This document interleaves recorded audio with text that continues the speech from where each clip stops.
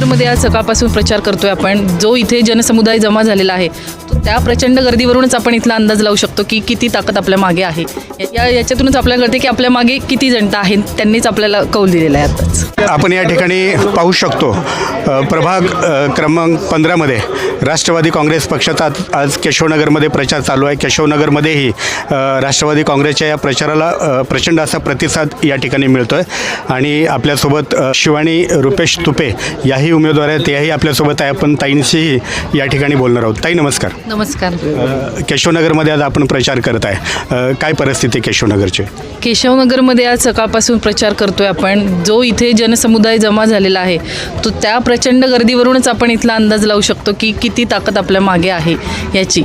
त्यांनी आम्हाला समस्या सांगितल्या. आम्ही नक्कीच त्याचा आम्ही प्रामाणिक प्रयत्न करू त्या सोडवण्याचा. आणि याच्यातूनच आपल्याला कळते की आपल्या मागे किती जनता आहेत. त्यांनीच आपल्याला कौल दिलेला आहे आत्ताच.